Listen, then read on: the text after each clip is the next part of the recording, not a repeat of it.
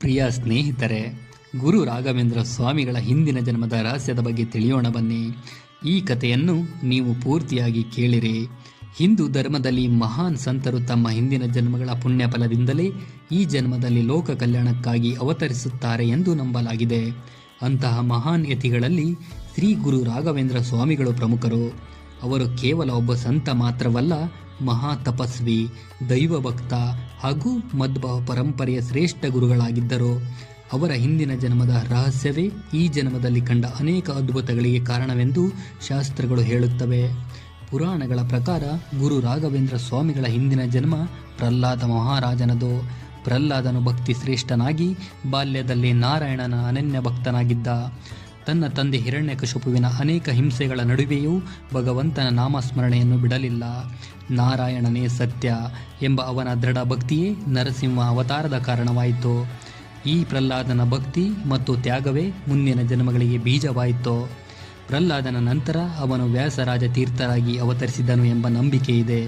ವ್ಯಾಸರಾಜ ತೀರ್ಥರು ವಿಜಯನಗರ ಸಾಮ್ರಾಜ್ಯದ ಮಹಾನ್ ಗುರುಗಳಾಗಿದ್ದು ಶ್ರೀಕೃಷ್ಣ ದೇವರಾಯರ ರಾಜಗುರುಗಳಾಗಿದ್ದರು.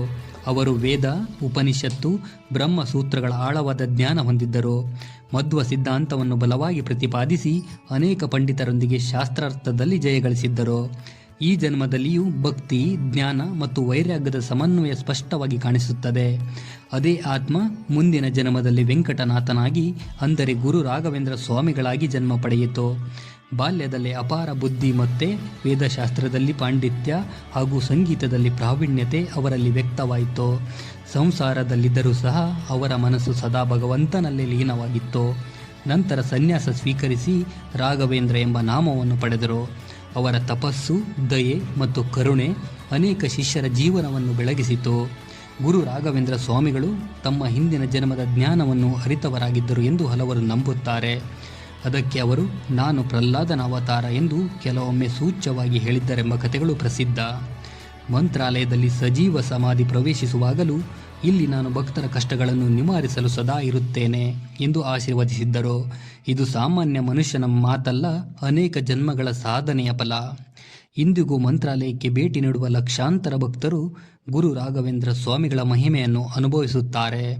ಅವರ ಹಿಂದಿನ ಜನ್ಮದ ರಹಸ್ಯವು ನಮಗೆ ಒಂದು ಮಹತ್ವದ ಸಂದೇಶ ನೀಡುತ್ತದೆ. ಸತ್ಯ ಭಕ್ತಿ, ಧರ್ಮ ಮತ್ತು ಸೇವೆಯ ಮಾರ್ಗದಲ್ಲಿ ನಡೆದರೆ ಆತ್ಮೋನ್ನತಿ ಅನಿವಾರ್ಯ.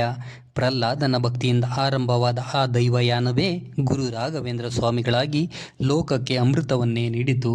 ಶ್ರೀ ಗುರು ರಾಘವೇಂದ್ರ ಸ್ವಾಮಿಗಳು ಎಲ್ಲರಿಗೂ ಒಳ್ಳೆಯದನ್ನು ಮಾಡಲಿ.